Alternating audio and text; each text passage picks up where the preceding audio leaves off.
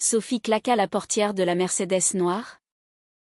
Son cœur battant à tout rompre alors que le sang coulait encore de la plaie à son front.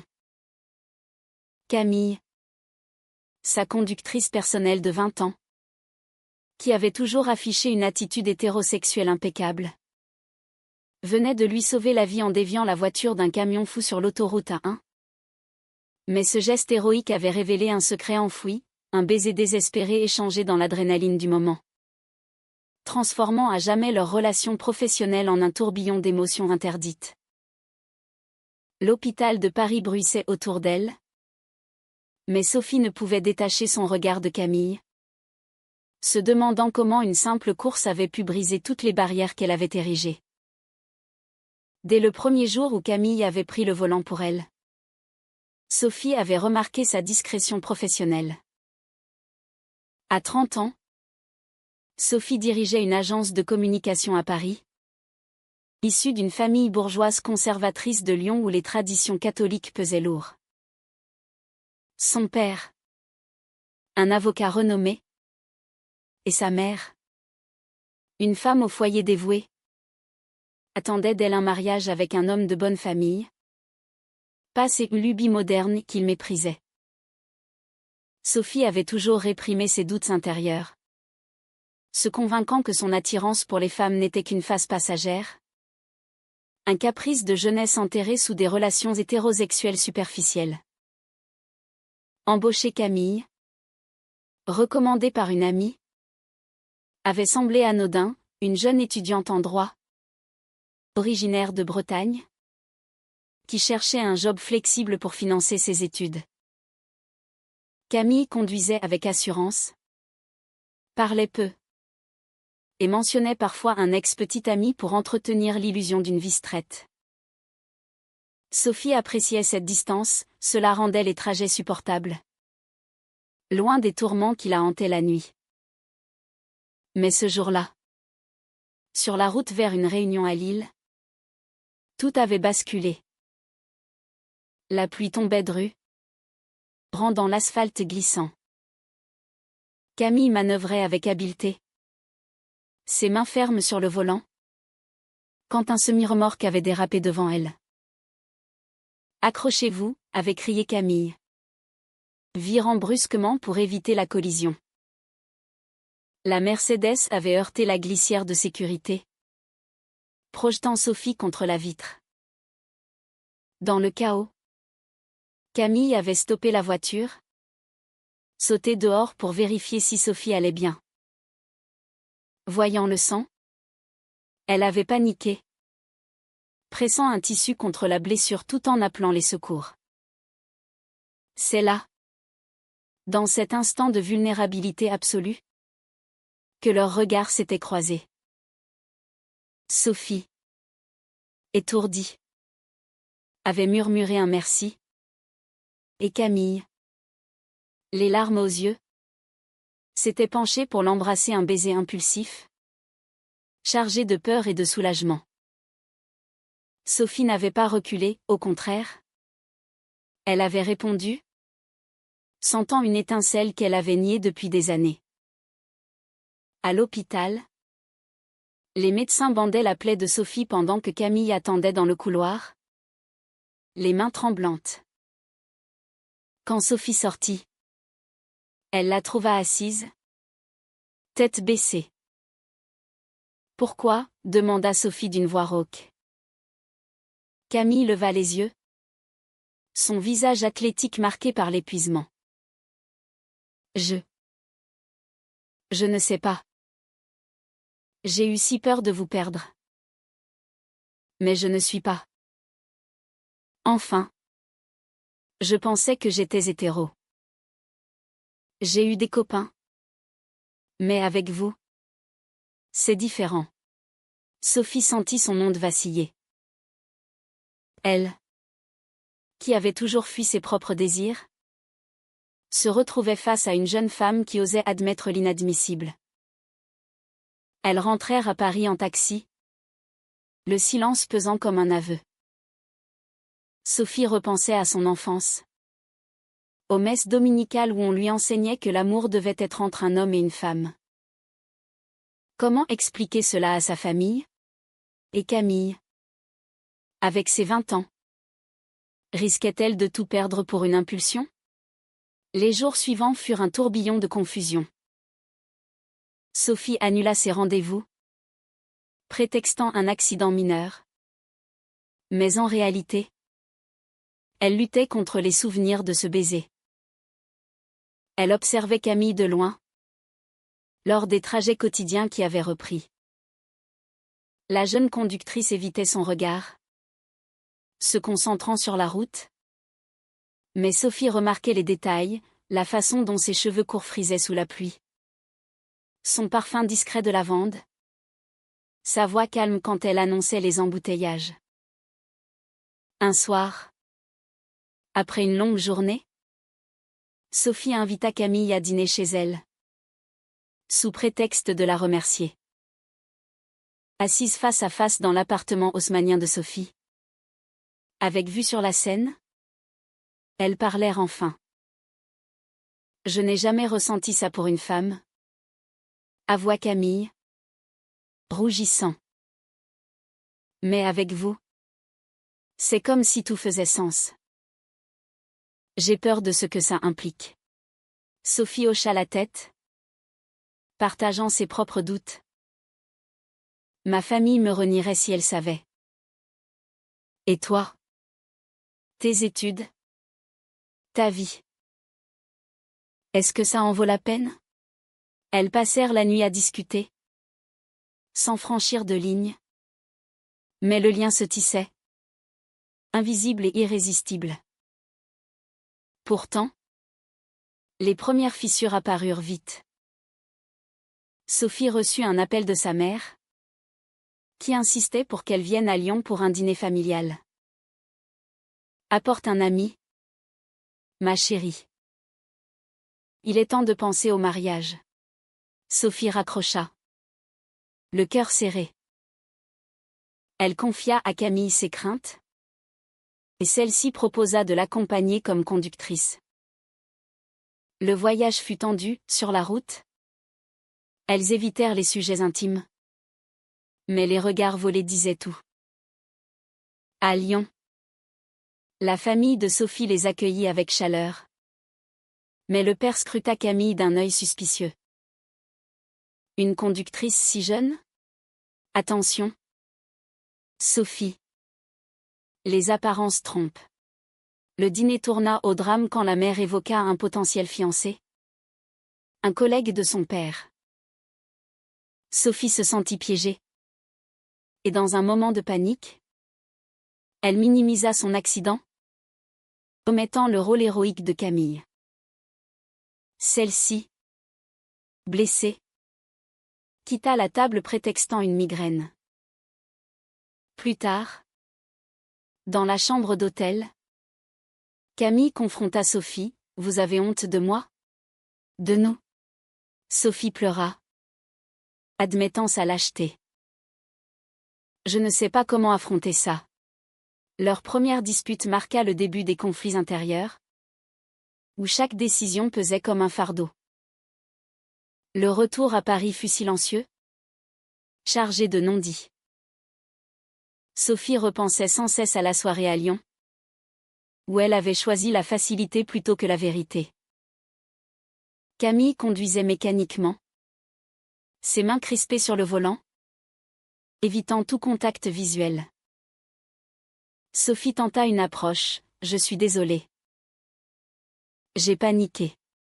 Camille soupira. Je comprends. Votre famille est importante. Mais moi, qu'est-ce que je suis pour vous? Une employée ou plus? Cette question hantait Sophie. Elle avait toujours priorisé sa carrière et son image. Mais Camille éveillait en elle un désir de authenticité qu'elle n'avait jamais osé explorer. De retour en ville, elles décidèrent de prendre du recul. Mais le destin en décida autrement. Un soir, après une réunion stressante, Sophie appela Camille pour un trajet tardif. La pluie battait les vitres, et dans un embouteillage sur les Champs-Élysées. Elles se mirent à parler. Camille raconta son passé, une adolescence en Bretagne, où elle avait daté des garçons pour se conformer. Mais sans passion. Avec vous. C'est réel. Ça me terrifie. Sophie, touchée, posa sa main sur l'épaule de Camille. Ce geste simple raviva la flamme. Et elles passèrent la soirée à se confier, renforçant leur lien. Pourtant, les pressions extérieures s'intensifiaient.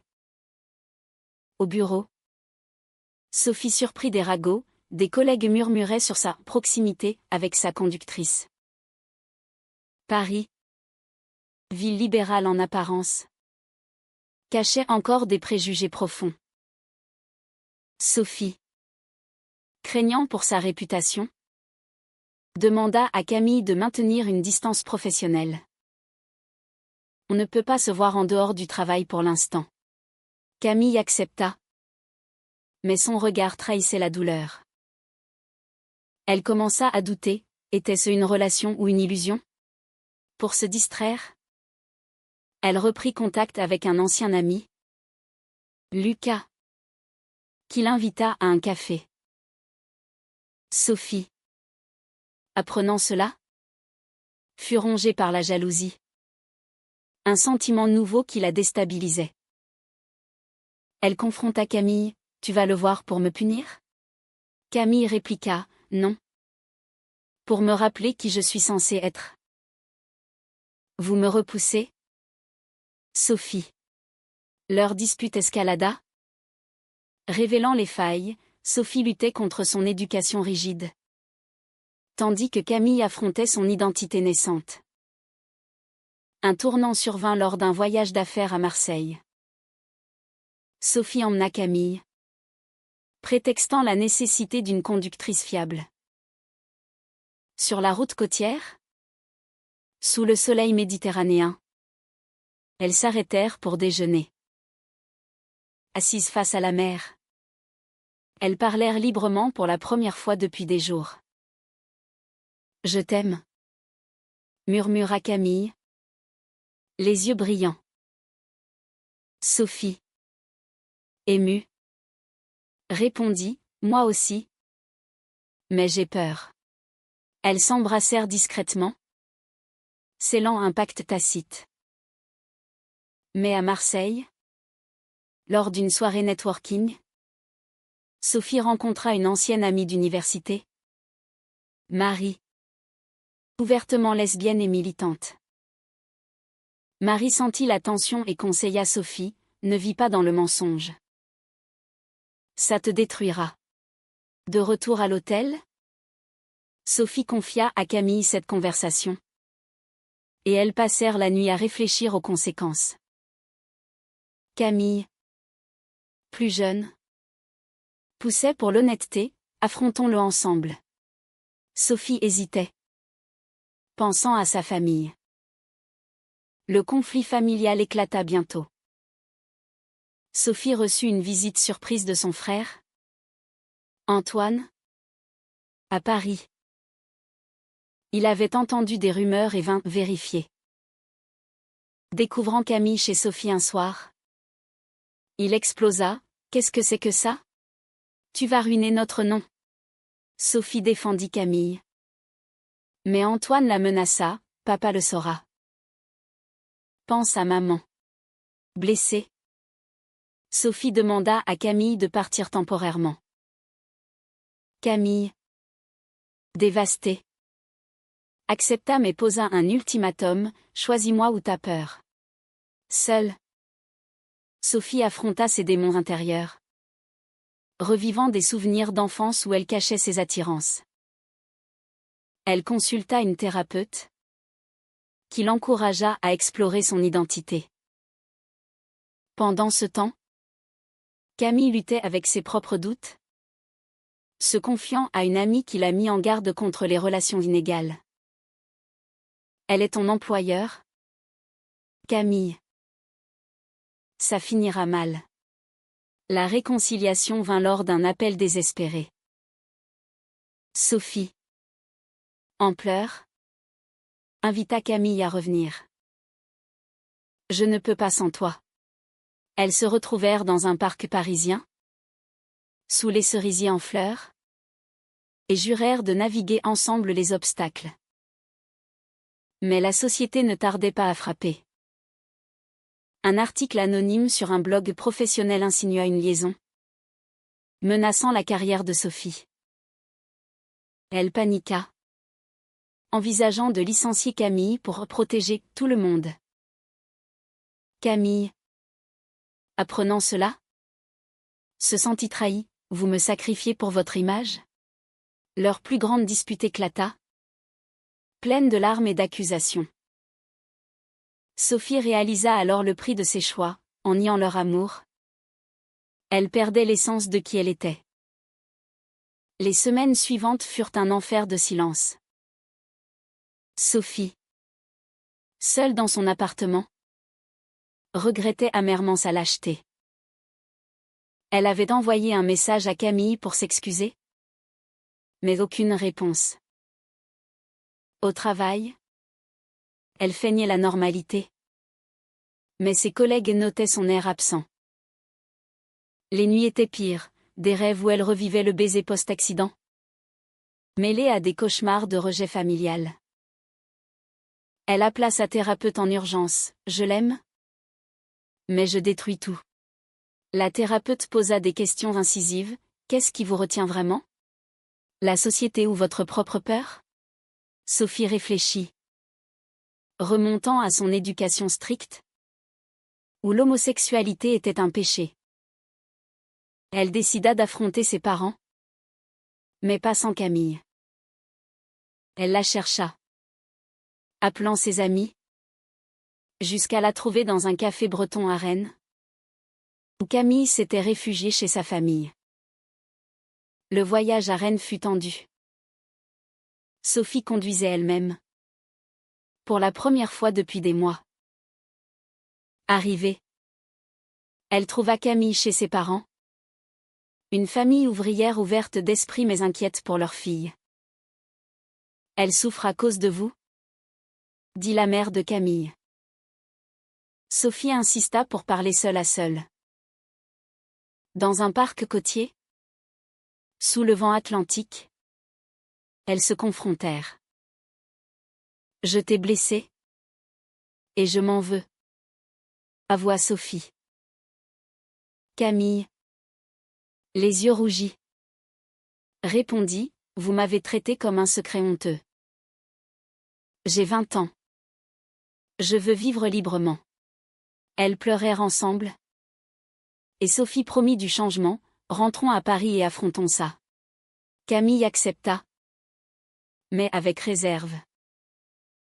Sur le chemin du retour, elles discutèrent des étapes. Sophie parlerait à sa famille, Camille à ses amis. De retour à Paris, les défis s'empilèrent. Sophie invita ses parents pour un week-end. Avant leur arrivée, elle et Camille passèrent du temps à se redécouvrir, partageant des promenades le long de la Seine, des dîners intimes.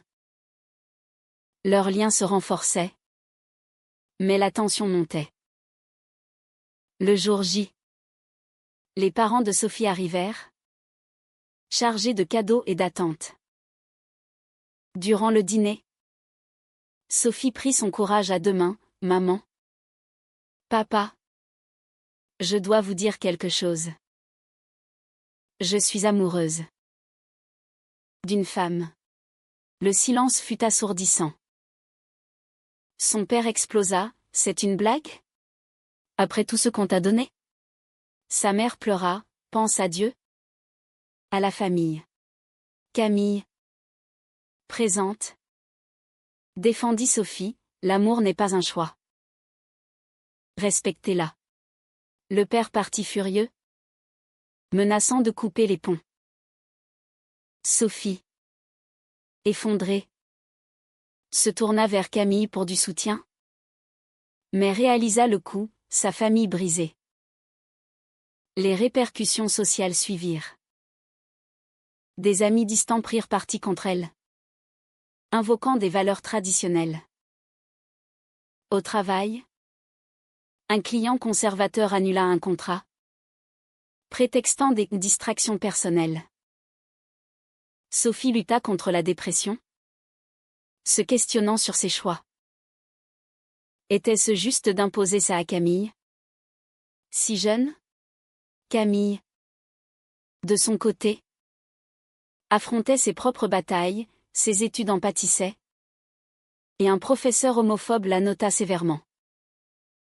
Elle confia à Sophie, « Je paie le prix. Mais pour nous, ça vaut la peine. » Leur relation devint un refuge, mais les doutes persistaient. Un soir, lors d'une manifestation pour les droits LGBT à Paris, elles y allèrent ensemble, main dans la main. C'était libérateur. Mais un photographe les captura, et la photo circula en ligne. Sophie paniqua, « Ma carrière est finie. » Camille la calma, « Où elle commence vraiment. » Le point de non-retour vint avec une trahison inattendue. Antoine, le frère de Sophie, contacta Camille en secret, lui offrant de l'argent pour partir. « Laisse ma sœur tranquille. Elle mérite mieux. » Camille refusa, outrée, et le confronta avec Sophie. Ensemble, elles affrontèrent Antoine, « C'est notre vie. Pas la tienne. » Il partit, mais pas sans semer le doute. Sophie se demanda si sa famille la haïssait vraiment, ou si c'était la peur qui parlait. Elle écrivit une lettre à ses parents, expliquant son parcours intérieur, les invitant au dialogue. Pendant ce temps, Camille organisa un soutien, des amis LGBT les entourèrent, offrant un réseau de solidarité. Mais les blessures intimes saignaient encore. Sophie admit à Camille, « J'ai sacrifié ma paix pour toi. » Est-ce que je regrette? Camille répondit, « Non. Parce que c'est vrai. » La réponse des parents de Sophie arriva sous forme d'un appel glacial. Son père refusa le dialogue, « Tant que tu persistes dans cette folie, tu n'es plus notre fille. » Sa mère, plus nuancée, murmura, « Donne-nous du temps. » Sophie raccrocha, dévastée. Mais Camille la serra dans ses bras, « On construira notre propre famille. » Elles décidèrent de cohabiter discrètement, transformant l'appartement de Sophie en leur havre. Les jours devinrent une routine de soutien mutuel, Camille aidait Sophie avec son travail, tandis que Sophie encourageait les études de Camille. Pourtant, les conflits moraux surgissaient. Sophie se questionnait sur l'éthique, était-il juste d'impliquer une jeune femme dans son chaos? Camille, sentant cela, affirma, « J'ai choisi. Arrête de me protéger comme une enfant. » Leur relation évoluait, marquée par des débats profonds sur l'identité et le sacrifice. Un nouveau choc vint du passé de Camille. Un ex-petit ami, jaloux, apprit pour elle et diffusa des rumeurs sur les réseaux sociaux. Camille n'est pas vraiment gay. C'est une phase. Camille, furieuse, le confronta, « C'était toi. La phase. » Avec Sophie. C'est réel. Mais les doutes semés affectèrent Sophie, « Et si c'était vrai? Tu es si jeune. » Camille explosa, « Arrête de douter de moi. J'ai tout risqué pour toi. » Leur dispute les sépara temporairement, Camille partit chez une amie, laissant Sophie seule avec ses tourments. Elle réfléchit à ses choix passés, des relations hétéro forcées, une carrière bâtie sur des mensonges. Elle réalisa que nier son amour serait la plus grande trahison envers elle-même. La réconciliation fut émouvante. Sophie alla chercher Camille, S'excusant, je t'aime tel que tu es. Elles rentrèrent. Plus fortes. Mais la société frappa à nouveau. Sophie fut invitée à une conférence sur la diversité en entreprise. Elle hésita, craignant l'exposition. Mais Camille l'encouragea, parle de nous. Change les mentalités. Sophie accepta. Et lors de son discours, elle révéla son histoire, j'ai caché mon amour par peur. Mais aujourd'hui, je choisis la vérité. La salle applaudit. Mais en coulisses, un collègue l'a trahi en informant un journal conservateur. Un article diffamant parut, la dirigeante qui sacrifie sa famille pour une liaison scandaleuse. Sophie fut licenciée temporairement, perdant des contrats. Elle confronta le collègue, c'est de la discrimination. Mais le mal était fait. Camille, solidaire, quitta ses études pour un job à temps plein, aidant financièrement. On traverse ça ensemble. Les motins aussi culminèrent lors d'une visite surprise de la mère de Sophie. Venue seule, elle pleura, ton père est têtu. Mais je t'aime. Explique-moi. Sophie et Camille lui racontèrent tout. Des débuts à l'accident. La mère écouta. Touchée, je ne comprends pas. Mais je vois ton bonheur. Elle partit en promettant d'intercéder. Mais pas sans avertir, la société est cruelle. Protégez-vous. Ce soutien partiel raviva l'espoir, mais aussi les doutes. Sophie se demanda si elle avait forcé Camille à grandir trop vite. Camille, sentant cela, organisa une escapade à la campagne normande. Là, loin du bruit, elles réfléchirent au sacrifice, carrière, famille, identité. Le prix est élevé. Mais la liberté en vaut la peine? Conclut Camille. Les mois suivants apportèrent un semblant de paix. Sophie lança sa propre agence. Axée sur la diversité. Attirant des clients progressistes. Camille reprit ses études. Plus déterminée. Leur relation s'épanouit. Marquée par des moments de joie simples, des pique-niques au Luxembourg. Des soirées cinéma. Mais les cicatrices restaient. Le père de Sophie refusait toujours le contact. Et des amis perdus ne revenaient pas. Un jour, lors d'une thérapie de couple, elles affrontèrent les résidus, j'ai payé cher, dit Sophie. Moi aussi, répondit Camille. Mais on a gagné notre vérité. Le climax survint lors d'un événement familial à Lyon. La mère invita Sophie seule, mais elle insista pour venir avec Camille. Sur place, le père les ignora d'abord, mais lors d'un dîner tendu, il explosa, tu as choisi le péché. Camille rétorqua, l'amour n'est pas un péché. Votre rejet l'est. Le père partit. Mais plus tard, seul avec Sophie, il avoua, j'ai peur pour toi. Sophie pleura, peur de quoi? De mon bonheur? Il ne répondit pas. Mais ce fut un début. De retour à Paris, elles célébrèrent cette petite victoire. Mais une nouvelle trahison frappa, un ami de Camille, jaloux, révéla leur histoire à un média. L'article les exposa, menaçant leur vie privée. Sophie paniqua, on arrête tout. Camille refusa, non. On combat. Elles portèrent plainte, gagnant en justice, symbolisant leur résilience.